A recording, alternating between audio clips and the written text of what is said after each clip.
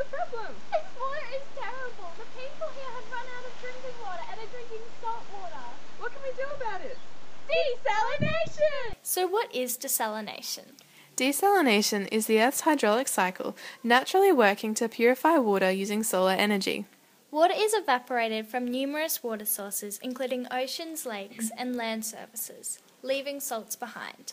The resulting freshwater vapor forms clouds that produce precipitation, which falls to the earth as rain and snow, and moves through soils, dissolving minerals and becoming increasingly salty. Our experiment aims to replicate this natural process, removing the salt through the application of heat, which mirrors the action of the sun. So how do we get started? To make your own portable desalination kit, you will need A laboratory assistant. some seawater,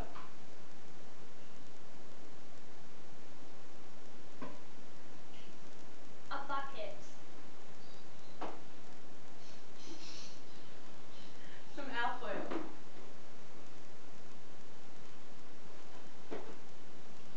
Some ice.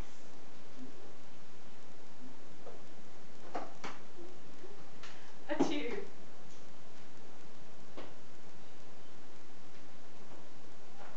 A portable refractometer. a digital multimeter, A filter funnel.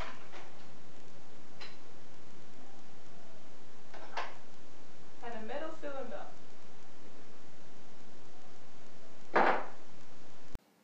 First, we got our minion, laboratory assistant, to collect approximately a bucket full of seawater. Next, we measured the salinity of our water samples of both saltwater and household tap water using our portable refractometer. The salinity of the tap water was 0%, which was expected, as tap water shouldn't contain salt. The saltwater, on the other hand, produced a reading of 3.9%. If our experiment is successful, this reading should decrease after desalination has occurred. We used a digital multimeter to test each sample for resistance and conductivity. We hypothesized that if the level of salinity of a water sample can be changed by the process of evaporation and cooling, then after desalination the level of salinity in the salt water sample will be decreased. So first we take the bottom part of a coffee percolator and we're going to fill it up with 1.5 cups of seawater. This will act as our storage device before the process has taken place. This will be placed above our heat source, in this case a stove. As the water temperature increases, water vapor will fall. But if the water vapor is rising, then where will it go? We can use a filter funnel to channel the vapor. And we can use this alfoil to keep it in place. Exactly. We can add some tape to hold it in place.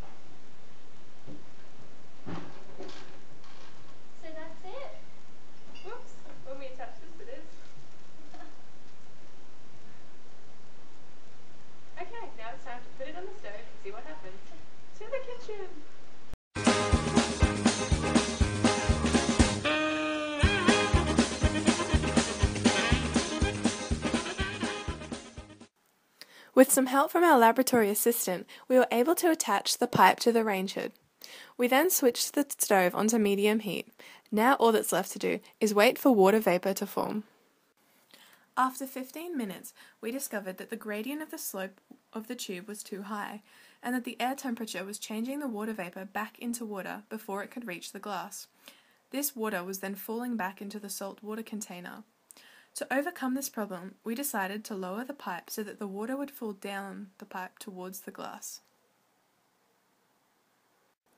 After much anticipation, water began to flow into the glass. After desalination, the salinity levels were tested again.